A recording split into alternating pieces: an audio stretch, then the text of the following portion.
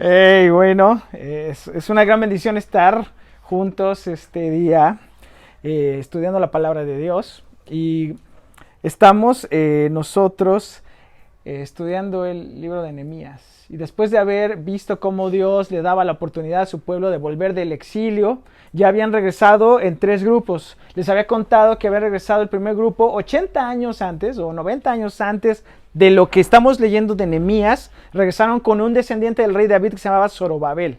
Zorobabel llevó al primer grupo de regreso después de que Ciro el Grande permitió que regresaran a la tierra que ellos tenían, de donde habían sido extraídos por los babilonios. Regresaron y construyó Zorobabel junto con otras personas el templo, ¿no? Y se volvió a hacer la adoración ahí. Después hubo un segundo grupo, que regresa con Esdras, que era un sacerdote. Regresa y empiezan a hacer trabajos para reconstruir la vida. Y ellos intentan también reconstruir los muros, pero todos los enemigos de ahí les echaron grilla, les hicieron oposición, enviaron cartas a Artajerjes, al rey que estaba, el emperador persa de ese momento, y él les detuvo la obra, hasta a la fuerza. Mandaron ejércitos y los calmaron. Después de ese oprobio, de esa tristeza, Hananí, uno de los familiares, vamos a decirlo así, de Nehemías, fue a Susa, que era la capital del imperio, recuerdan que lo hemos platicado, y le comenta, y con amargura le cuenta y le dice: ¿sabes qué? Tratamos de reconstruir la vida y no podemos. Necesitamos de tu ayuda. Entonces Nehemías ora a Dios, ustedes recuerdan que platicamos eso, y él busca dirección y habla con Artajerjes, y Artajerjes le da la oportunidad de regresar, y de una manera asombrosa no solo le da la oportunidad de regresar, sino le da hasta recursos para que regrese. Y platicamos también que regresa, encuentra oposición, pero después todas las personas se unieron para bien y levantaron el muro a pesar de las amenazas. Las semanas pasadas vimos cómo el pueblo de Dios regresa para rehacer la vida, pero no encuentra florecitas en el camino, ¿no? Como Bambi, ¿no? Cuando va caminando y las flores van saliendo, los animalitos cantando. Encuentra oposición y vimos cómo poder avanzar y cumplir nuestra misión en un mundo que está en contra de lo que Dios quiere hacer. Y después vemos este momento que nos queda con el ojo cuadrado en el capítulo 5. Yo quería preguntarles, ¿alguna ocasión te ha tocado ver una manifestación? Creo que esta semana vimos una manifestación. La Ciudad de México es una ciudad en la que vivimos nosotros.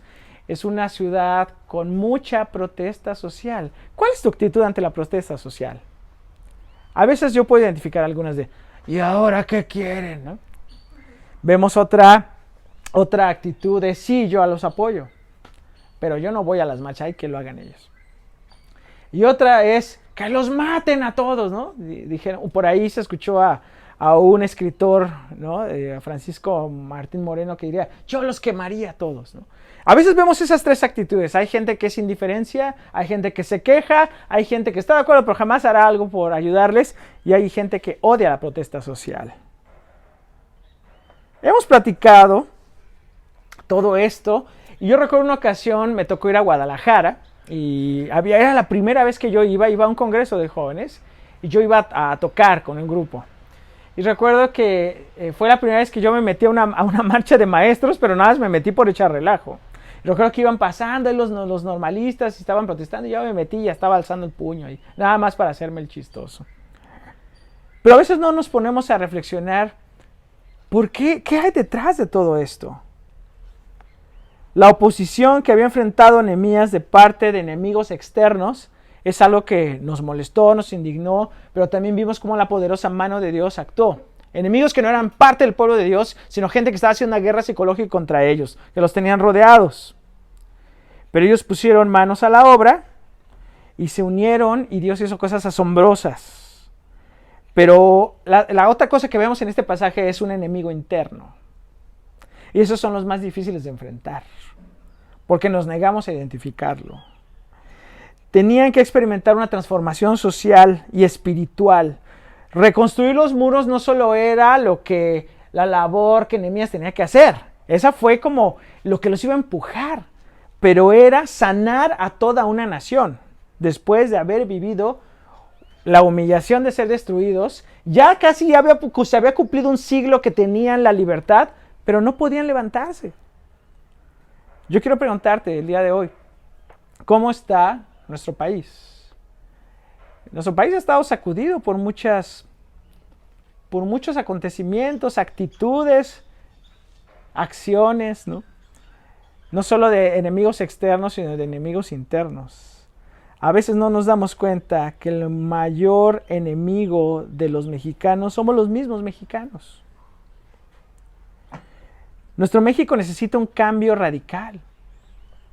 No solamente que construyan un nuevo puente o un nuevo parque, ¿no? A veces esas son las obras con las que se encumbran los grandes gobernantes. Hay un problema en el corazón del ser humano que solo puede ser sanado por Dios y que solamente el pueblo de Dios tiene la capacidad sobrenatural de poder hacer algo verdaderamente relevante en una sociedad. El egoísmo trae como consecuencia la injusticia. Y la injusticia es consecuencia del pecado. ¿Cómo podemos marcar la diferencia en momentos tan complicados como los que estamos viviendo, donde la protesta social es el pan cotidiano y podemos tener estas 3 o 4 actitudes que les dije hace un momento?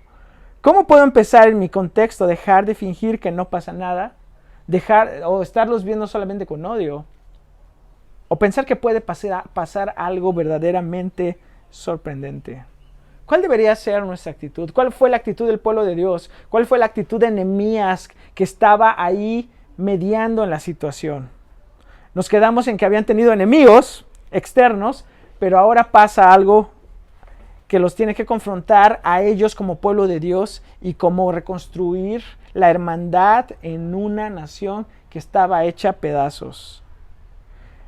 Y yo creo que el primer paso que podemos dar, he visto que este pasaje puede tener 3, pueden haber más, pero al menos identifico 3. Y en los versículos del 1 al 5, lo que nos demanda la circunstancia es que seamos un pueblo con compasión. O sea, que hagamos propio el dolor del mundo. Los versículos del 1 al 5 dicen que los hombres y las mujeres del pueblo hicieron una acción. ¿Cuál fue la primera cosa que hicieron? Protestaron. ¿Contra quién? Y dice, protestaron enérgicamente. Otras traducciones dice, clamaron contra sus hermanos judíos. Vivimos, como les dije, en una de las ciudades más pobladas del mundo, en un país que ha sido saqueado por generaciones, por sus vecinos, por sus propios gobernantes, destruido por sus propios ciudadanos. A veces la protesta social nos cansa, pero yo les quiero preguntar, ¿cómo vemos la indignación de los demás ante la realidad? ¿También la hacemos nuestra? Como pueblo de Dios podemos empezar a generar cambios cuando cambiamos nuestra actitud ante el dolor ajeno. Y ese dolor deja de ser precisamente ajeno. ¿Cómo podemos hacerlo? Cuando el pueblo de Dios es empático, cuando el dolor de los demás lo hace propio, ya podemos mirar con otros ojos el dolor de los que protestan. Dice que ellos protestaron contra sus hermanos. Estábamos viendo que ellos ya estaban trabajando ahí, ¿no? Dijimos que los que tenían diversas ocupaciones, los que eran artistas, los que eran artesanos, los que eran sacerdotes, todos trabajaron en la obra. Hubo nobles que no quisieron trabajar, si recuerdan, pero hubo gente del pueblo que era la gente que hasta trabajó doble. Eso es algo muy importante que tenemos que recalcar. Si todos están dedicándose, si las personas que son laboralmente activas, ya hasta las mujeres, ayudaron en la construcción de la muralla, la pregunta aquí es, entonces, ¿cómo comían? Entonces, ¿cómo llevaban ingresos a su casa? Y ese era un gran problema, porque aunque podamos estar en pandemia y en el distanciamiento social, si tienes una deuda, de todos modos los intereses siguen avanzando. Necesitaban manos para el trabajo. Muchos dejaron sus trabajos en el campo, en el comercio, y se dedicaron a ayudar. Pero eso significa que los gastos seguían, porque la gente seguía comiendo. Los que habían ido de otros pueblos a ayudar, sus familias se habían quedado allá, ¿y quién les iba a dar de comer? Entonces, si tú tienes ingresos a raíz de tu trabajo manual, esto iba a ser cada vez más lento. Y las deudas estaban incrementando, así que detuvieron la obra, hicieron huelga y dijeron, Nehemías, ya no puede seguir la situación así. El grito fue enérgico.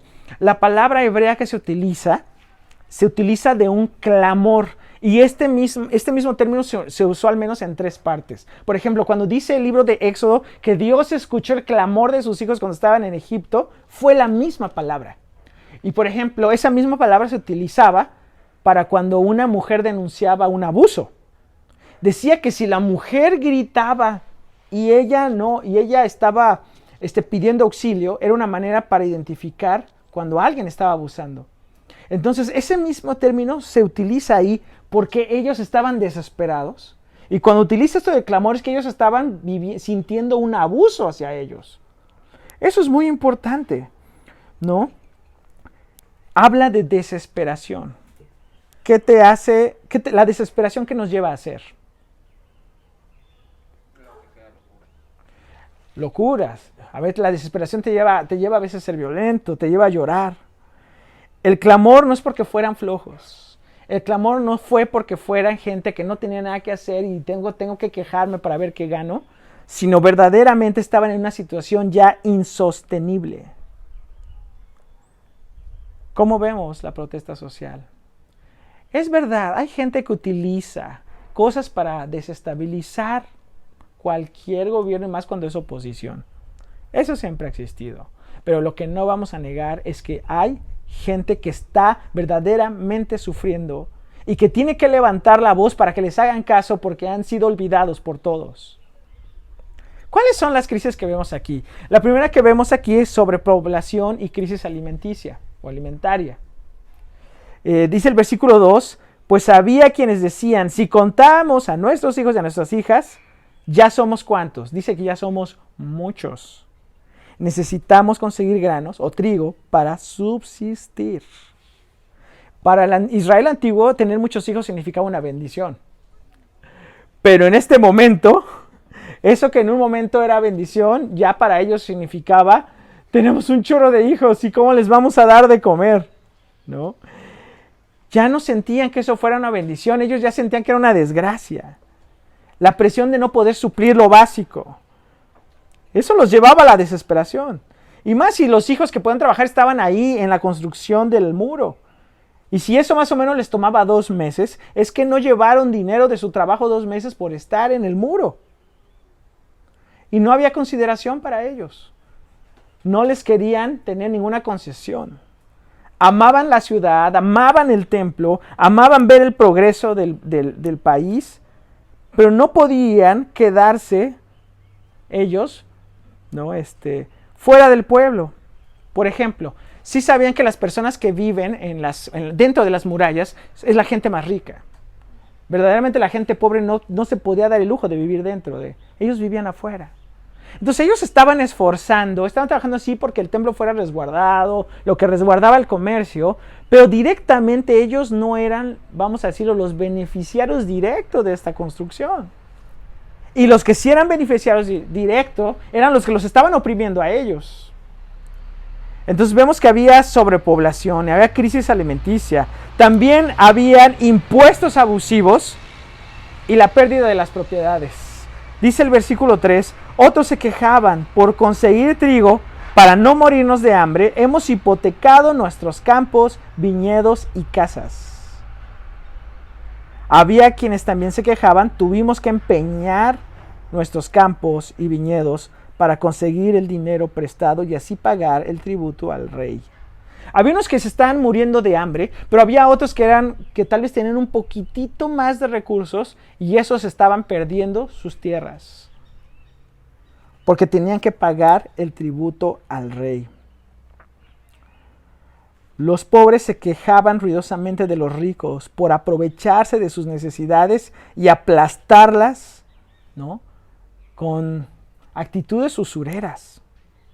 Por ejemplo, cuando un imperio conquistaba a otro pueblo, lo que les decía es, ok, tú vas a ser mi pueblo vasallo y tú vas a sobrevivir si me pagas un impuesto.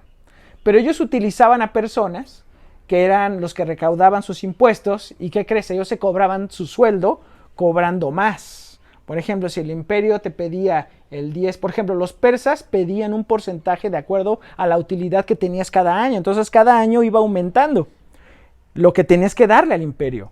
Pero ellos le cobraban todavía más. Por ejemplo, si el emperador te cobraba un 10%, ellos cobraban tal vez un 40 o 50%, le daban al emperador el 10 y ellos se quedaban el 20. Era terrible. Y se decía, si tú no puedes pagar, entonces pide un préstamo. Y pedían un préstamo, pero los intereses los mataban. Entonces les quitaban su tierra. Salían perdiendo de una manera bestial. A raíz de eso pasa otro problema, que son hijos esclavizados y endeudamientos mayores. ¿Qué dice el versículo 5? Y aunque nosotros y nuestros hermanos somos de la misma sangre, y nuestros hijos y los suyos son iguales, a nosotros nos ha tocado vender a nuestros hijos e hijas como esclavos. De hecho, hay hijas nuestras sirviendo como esclavas y no podemos rescatarlas, puesto que nuestros campos y viñedos están en poder de otros. Como se adquirían deudas grandes, la ley permitía que esto se saldara con trabajo. Pero el círculo de pobreza ahí nunca se acababa, porque los intereses hacían que la deuda fuera impagable. Por ejemplo, las escrituras contemplan medidas que fueran de apoyo para el pobre. Si tú lees Levítico 25, del 25 al 28, vas a ver cómo habían leyes que buscaban que no hubiera pobres en Israel. ¿Por qué? Porque ustedes les van a ayudar y no les van a cobrar intereses. Vas a ayudar que ellos salgan adelante para después ellos ser sostenibles. ¿No? Y hay otros pasajes que el Señor busca proteger a los necesitados. Pero lo más terrible es que aquí ignoraban todo esto y buscaban eludir lo que decía la Escritura para salir con una ventaja mayor. Por ejemplo, la ley del Señor buscaba que se acabara la injusticia. Vean lo que dice Deuteronomio 15:11. Gente pobre, y van a ver, y van a recordar quién dijo ese texto. Gente pobre en esta tierra siempre la habrá. Por eso te ordeno que seas generoso con tus hermanos hebreos y con los pobres necesitados de tu tierra. Les dice, sí, a raíz del pecado va a haber injusticia. Y a raíz del pecado va a haber gente que quede en desgracia, pero tú le vas a ayudar.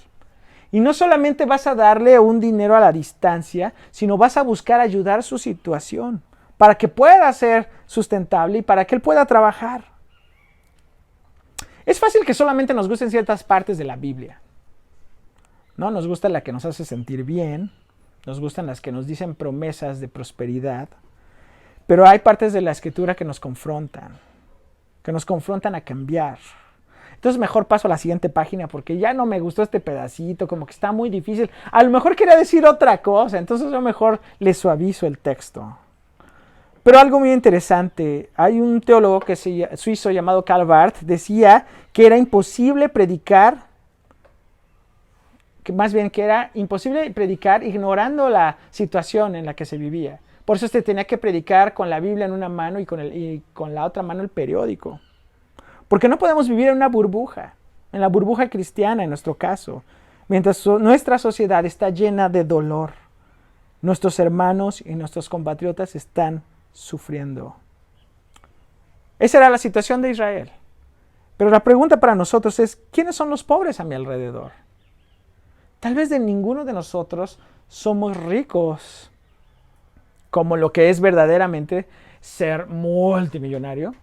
Pero por otro lado sí somos más ricos en un sentido que el gran porcentaje del planeta, que no tiene acceso tal vez a la educación, que no tiene acceso a tan siquiera un dispositivo móvil como el que tienes tú, como el que estás usando para ver esta transmisión. Entonces, si tienes ese dispositivo móvil, tal vez eres un poquito más rico que el gran porcentaje de las personas en el mundo. ¿Quiénes son los pobres a mi alrededor? Podemos pensar en los indigentes. Podemos pensar en amigos que perdieron ya el empleo, vecinos que tienen una situación grave, algunas madres solteras solas tal vez, personas de la tercera edad abandonados por sus hijos, tal vez gente que ya perdió un familiar que era el sustento para su hogar. ¿Quiénes son los que están sufriendo la escasez y que necesitan ser escuchados por el pueblo de Dios? ¿Quiénes son a los que les han masacrado a sus hijos? Uno de los clamores es que habían esclavizado a los hijos. ¿Quiénes son los que están sufriendo por la pérdida de un ser querido? Ellos también son los pobres. Y la otra pregunta es, ok, ¿quiénes a mi alrededor, en mi colonia, aún dentro de mi familia, están sufriendo y claman por justicia y porque alguien les ayude a cambiar la circunstancia? La otra pregunta sería, ¿qué puedo hacer yo? Podemos ser empáticos, además de misericordiosos. Más allá de la caridad a la distancia, te doy 10 pesos para que ya no digas nada. La solidaridad con los que sufren nos desafía a descubrir y a contribuir con soluciones a largo plazo para erradicar la pobreza y el dolor. Pero al mismo tiempo nos llama a esforzarnos para aliviar el sufrimiento presente. ¿A quién puso Dios en mi camino? No puedo hacerme el sordo, yo no soy el gobierno, así que yo no ayudo. ¿A quién puso Dios en mi camino? Nehemías pudo haber dicho, pues yo ahorita no soy el gobernador, aunque después lo fue. Pero si Dios nos puso ahí es para que hagamos algo. La segunda cosa que vemos en este texto es un pueblo que entra en acción. Después de que pudieron identificar cuál era el dolor del pueblo, ahora tenemos que hacer algo. Versículo 6 dice, cuando oí sus palabras de protesta, dijo Nehemías, me enojé muchísimo. Pero no se enojó contra los que protestaban, se enojó contra los que abusaban. Después de reflexionar, reprendí a quienes, a los nobles y a los gobernantes. Y les dijo, es inconcebible que sus propios hermanos les exijan el pago de intereses. Dice que convoqué a una gran asamblea contra ellos y les recriminé hasta dónde nos ha sido posible. Hemos rescatado a nuestros hermanos judíos que fueron vendidos a los paganos y ahora son ustedes quienes venden a sus hermanos después de que nosotros los hemos rescatado. Todos se quedaron callados, pues no sabían qué responder. Yo añadí, lo que están haciendo ustedes es incorrecto. No deberían mostrar la debida reverencia a nuestro Dios y evitar el reproche de los paganos, nuestros enemigos. Mis hermanos y mis criados y hasta yo mismo les hemos prestado dinero y trigo, pero ahora vamos a quitarles esta carga de encima. Devuélvanles sus tierras, sus campos, sus viñedos. Y también el 1% de la plata, del trigo, del vino y del aceite que ustedes les exigen. ¿Y qué creen que hicieron? Cuando les reclamó, dijeron, está bien. Haremos todo lo que nos has pedido. Se los devolveremos todo sin exigirles nada. Entonces llamé a los sacerdotes. El sacerdote era como el notario público. Y ante estos les hice jurar que cumplirían la promesa. Ahora sí que te lo firmo y te lo cumplo. Después me sacudí el manto firme. Y así sacuda a Dios, dije, y arroje de su casa y de sus propiedades a todo el que no cumple esta promesa. Nehemías tuvo que intervenir. Y eso es, yo creo que la actitud importante de la iglesia, la incomodidad por la injusticia y el pecado. Porque el pueblo de Dios conocía la ley de Dios, pero los ricos se hacían como que no la conocían. La misma ley decía que no le podías cobrar intereses a otro de tus hermanos, a un judío más. Pero ellos como que decían, como que ya se me olvidó esa parte de la escritura, y como muchos no saben todavía leer hebreo, porque ya venían y ya hablaban arameo, pues quién sabe qué dicen esas escrituras, y entonces mejor pues como que no nos acordamos, y ustedes tienen que pagar grandes intereses. La incomodidad por el pecado y la injusticia. Cuando no nos incomoda la injusticia, es que algo malo hay en nuestro corazón. Porque cuando estamos en una relación de amor con Dios, amamos lo que Él ama, pero también aprendemos a aborrecer lo que Dios aborrece. El gran problema es que en lugar de querernos nosotros hacer conforme a la imagen de Dios, queremos que Dios se haga a nuestra imagen. Entonces más bien quiero que Dios defienda mis causas, pero yo no quiero involucrarme en la causa de Dios. Cuando el pueblo de Dios nos indigna por el pecado y por la injusticia, nos estamos alineando más a la manera de pensar de este mundo. A veces los cristianos sí alzamos la voz por ciertos temas, ¿no? Hay cosas que no nos gustan, de la ideología de género, no nos gustan, cosas del aborto tal vez. Y a veces pareciera que esos son los únicos temas que a los cristianos les importa. Pero aquí vemos que había un problema de injusticia, donde el pueblo de Dios, que precisamente cree en un Dios de justicia, tiene que levantar la voz y ser la voz de los que no pueden hablar, de los que no tienen voz. A veces pensamos que mientras no me afecte a mí, a lo mejor me beneficia un poco, mejor no digo nada. Nehemías no solo se indignó, dice que se molestó, entonces eso lo llevó a actuar y levantó la voz. Y creo que eso es una actitud profética de la iglesia. El profeta no solamente es aquel que anuncia el futuro, sino que más bien le dice al pueblo que se están alejando de Dios y que tienen que arrepentirse, que tienen que cambiar sus caminos y que si no lo hacen, entonces el juicio de Dios viene. Y si tú ves, los profetas en su mayoría hacían eso. Pero también cuando venía el juicio les hablaban de que Dios iba a volver y que iba a restaurar las cosas. La voz profética de la iglesia es levantar la voz. Y es que tú y yo podamos, no solo en los momentos que podamos buscar unirnos a ese clamor de justicia, pero también influir en las personas que podamos para que puedan tener una visión diferente de las cosas. Nehemías se acercó con los nobles y les dijo, oigan, lo que están haciendo está mal. A Nehemías sí lo escucharon. Quiero decirte algo. Dicen que aún la persona más tímida puede llegar a influir a centenares de personas a lo largo de la vida. ¿A quién influyes tú? ¿A quién influyes tú? Puedes influir en las demás personas porque no vivan o no tengan actitudes de injusticia.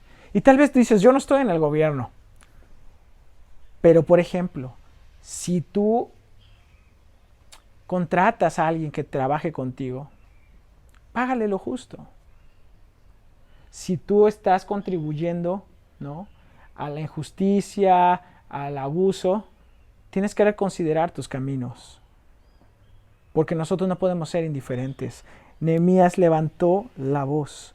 La otra es apoyando con nuestros recursos. Lo que Nehemías cuenta aquí en el texto es que dijo, bueno, yo mismo les he prestado. Les he ayudado también. Dice, mis hermanos y mis criados y hasta yo mismo les hemos prestado dinero y trigo. Pero, ¿sabes? No va a ser suficiente. Pero, oigan, ustedes también ayuden a quitarles pues esa carga de encima.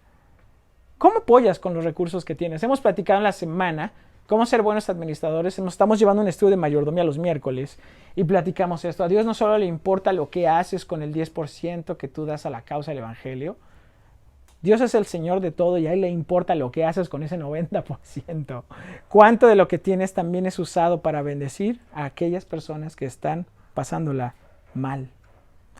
Y no es que tengas los millones, es que des de acuerdo a tus posibilidades, pero también con amor y con misericordia. Y algo increíble es viviendo una vida en el temor de Dios. Está diciendo Nehemías al final, ¿saben qué? La única manera es que ustedes hagan un compromiso con Dios.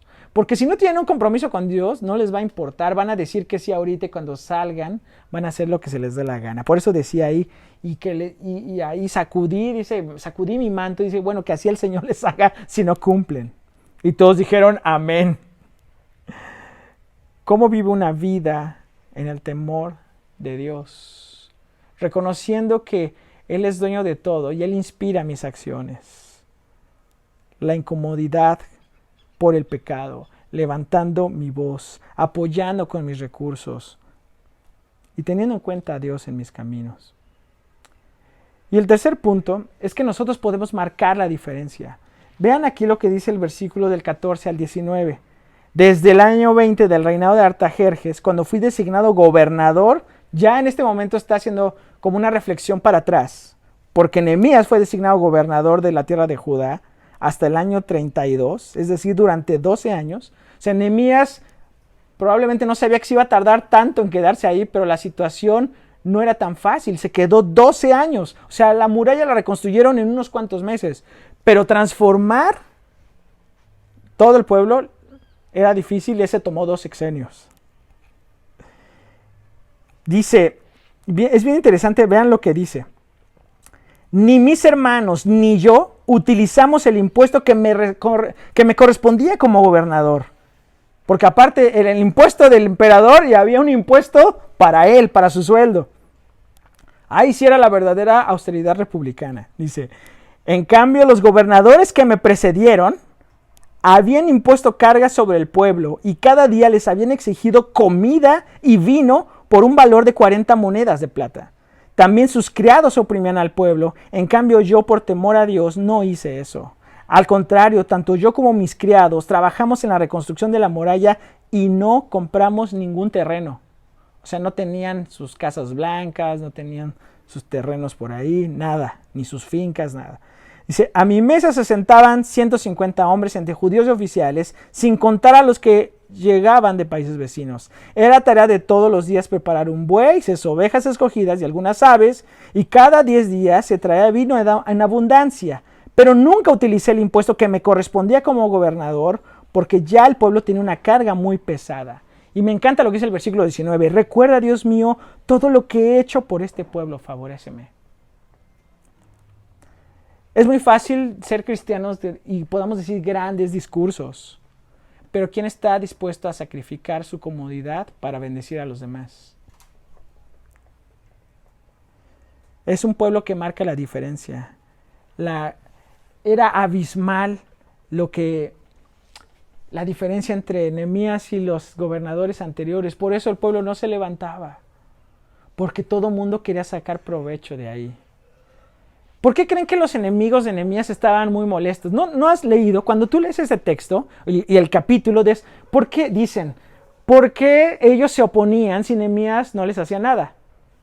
O sea, como no se te hace sospechoso pensar que por qué Gesem el árabe, por qué el amonita, por qué Sanbalat, por qué todos ellos se enojaron porque llegó Nehemías.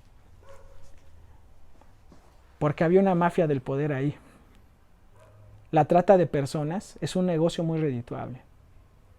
Es un negocio que no acaba.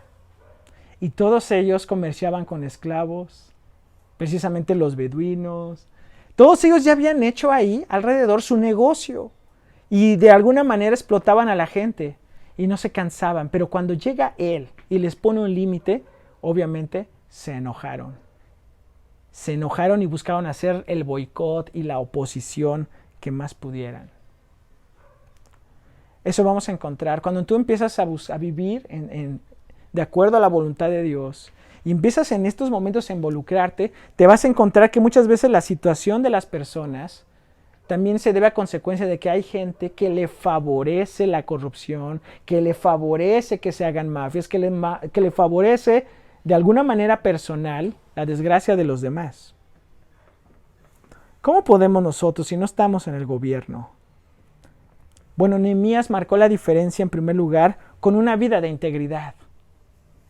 La integridad habla de que una persona es de una sola pieza. Cuando dice que es íntegro, no es alguien que contigo es, ¿cómo está, joven? No, sí voy a ser muy bueno y por el otro lado vamos a hacer chanchullo. Sino es una persona que vive sus convicciones hasta la muerte. ¿Tienes una vida de integridad? ¿O eres alguien que critica la corrupción de los demás, pero cuando me va a favorecer a mí, entonces como que me hago de la vista gorda?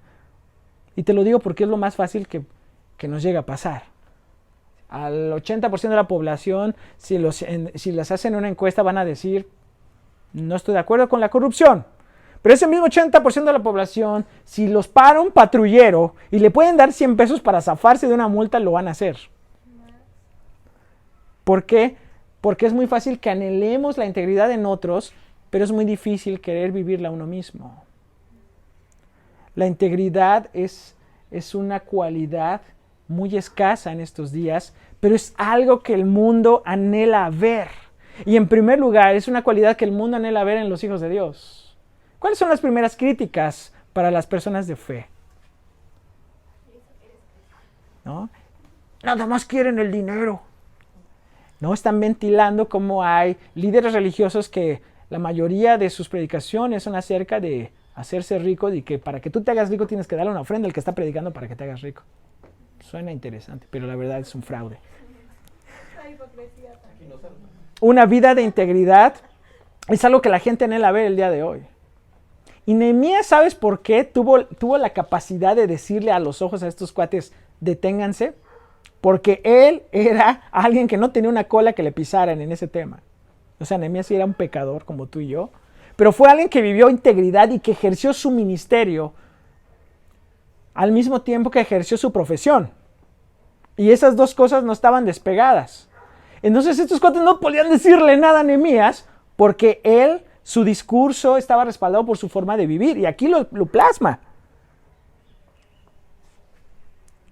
¿Cómo vives la integridad tú? ¿Cómo la cadena de pecado y de corrupción se detiene contigo? O si las personas saben que tú estás en cierto puesto y dicen, con 20 pesos ya lo convencemos. La segunda cosa que vemos en de un pueblo que marca la diferencia es que podemos vivir una vida que no es dirigida por la ambición. Dicen que el mejor amigo del ser humano no es el perro, sino es un peso en la bolsa, ¿no? Una vida que no es dirigida por la ambición. Y no te estoy diciendo que tienes que vivir miserablemente. Es bueno que quieras progresar. Dios puede guiarnos a tener bendición, pero la verdad es que esa no es la meta de nuestra vida.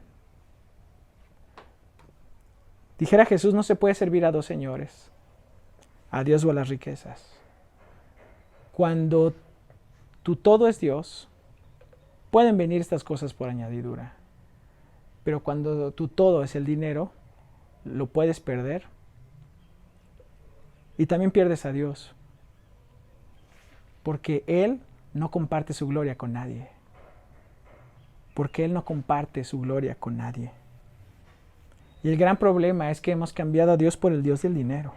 Cuando tu vida es dirigida por la ambición, eres capaz de traicionar tus convicciones, tus principios. Eres capaz de traicionar a tu familia, ¿no?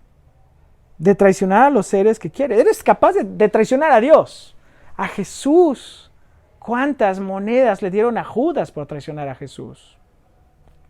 Cuando tu vida es dirigida por la ambición, eres capaz de hacer a un lado todo aquello que sabes que te ha sido dado para que lo administres, para que tú lo bendigas y lo echas a perder. Nehemías dijo, a mí no me preocupa ni siquiera comprarme un terreno, ni que me den todas esas porciones de vino, carnes, mientras la gente se está muriendo de hambre. Cuando tu vida es dirigida por la ambición, ya no te va a importar si se empobrecen los demás. Vas a tener ganas de anotar en tu libreta, merezco abundancia, mientras los enfermos de cáncer les ponen agua en sus tratamientos, que se supone debería ser de medicina. A eso nos lleva, a ese grado de maldad nos lleva una vida dirigida por ambición. Por el contrario, Nehemías tiene una vida que inspira. Y eso es bien importante. Por eso dice, en cuanto yo, por temor a Dios, no hice eso. ¿Por qué son recordadas las personas ilustres en nuestra sociedad?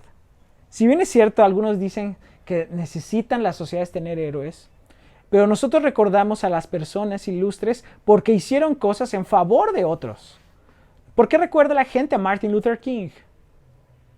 No solo porque predicaba bonito, sino porque levantó la voz por un sector de su sociedad que era discriminado. Y aunque su lucha todavía no acaba hasta el año 2020, pero valió la pena lo que hizo.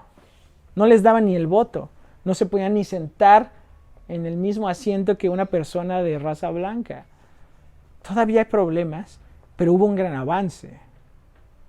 Lo recordamos porque fue alguien que tuvo una vida que inspiró, aparte de ser un pastor y un siervo de Dios.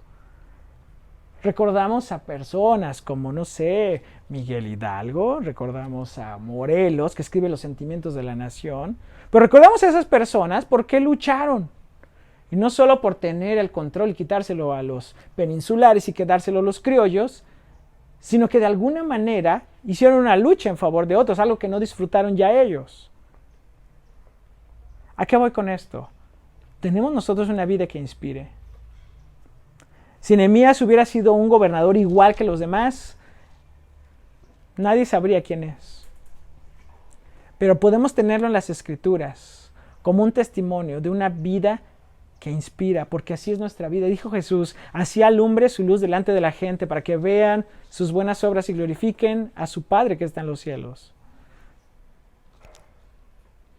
¿Tienes una vida que inspire? O dicen, ay, para ser como esos que andan ahí, mejor me voy al mundo.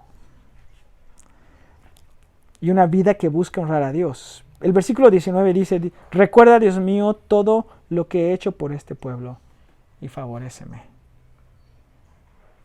Nos llama la atención porque esto ya lo escribe. Esta parte del capítulo 5, algunos dicen que esto lo escribió años después, recordando todo lo que costó. Pero Señor, esto lo hice por ti. ¿Cómo vas a terminar tus días? ¿Nunca te ha pasado que hay noches en las cuales no puedes dormir? Y empiezas a pensar pura soncera, pero a veces empiezas a decir, híjole, he hecho estas tonterías, ¿por qué dije esto? ¿Por qué hablé esto? Nehemías empezó a recordar todo lo que Dios había hecho por él y todo lo que él había inspirado para transformar su sociedad. Y dijo, Señor, esto lo hice por ti. Esto lo hice por ti. Recuerda lo que hice por ellos. Porque Jesús dice, lo que hagas por estos más pequeños, lo hiciste por mí. Lo más increíble de todo esto es que puedes decir, ay, pues yo no me voy a poner mi gorra del Che Guevara. No, no lo vas a hacer. Porque tú representas a alguien mucho más grande. A alguien que tuvo compasión por tu pecado y tu condición. Y cuando no nos podíamos salvar a nosotros mismos, vino al mundo y tomó forma de siervo. Y te dio de su amor cuando no lo merecías. Alguien que te puede ayudar a salir adelante precisamente fue que alguien tomó acción. Porque de tal manera amó Dios al mundo que dio a su Hijo unigénito. No solamente vio la situación del mundo, sino que tomó acción para que tú y yo no pereciéramos, sino tuviéramos vida eterna. Y ese mismo Jesús que nos vio en nuestra miseria y tomó acciones, es el mismo Jesús que vive en tu corazón y que ha inspirado no solo a unos cuantos, a centenares de personas a lo largo de la historia para marcar la diferencia en su sociedad. Y aquí ya vemos más que 12 discípulos. Aquí ya vemos más que los que estaban a favor de Nehemías. Con el Señor somos mayoría. Atrevámonos a creer que Dios puede usarnos y que tus años que tienes de vida aún pueden ser útiles para marcar la diferencia en una sociedad que está sufriendo. Tú no sabes si al lado tuyo puede estar el próximo presidente de la República o el próximo gran villano de la historia. Si cualquiera de esos dos están sentados junto a ti el día de hoy o están sentados en tu lugar de trabajo cuando regreses o en tu escuela, puedes darte cuenta que puedes tener la mayor oportunidad para ser de bendición y de transformación a tu mundo. ¿Qué les parece si oramos? Señor, hoy que estamos delante de ti y que vemos en tu palabra que a veces se repiten cosas o más bien que hay cosas que no se acaban. En cada generación regresan. Y tú tienes que levantar a gente de entre tu pueblo para hacer la diferencia. Señor, vemos a nuestro México con tanto dolor, pero no queremos ser como los ricos y los nobles que queremos sacar provecho porque hay miseria. Sino queremos pedirte que tú nos uses para traer sanidad a nuestra generación, a nuestro pueblo. No sabemos cómo, pero al menos tenemos principios por los cuales regirnos. Tú sí sabes cómo lo harás y qué pasos puedes dar para que tu reino se abra en medio del dolor. Tu reino crezca como esa semilla de mostaza que llega a ser tan grande. Señor, ayúdanos. Ayúdanos a implantar tu reino, a implantar tu justicia, a levantar nuestra voz, a no ser indiferentes, pero también a inspirar a otros, a compartir aún lo poco que tenemos. Señor, abre nuestro corazón para los demás, así como tú nos abriste el corazón del Padre a través de tu vida y de tu resurrección. Te alabamos, Señor, por tu misericordia. Amén.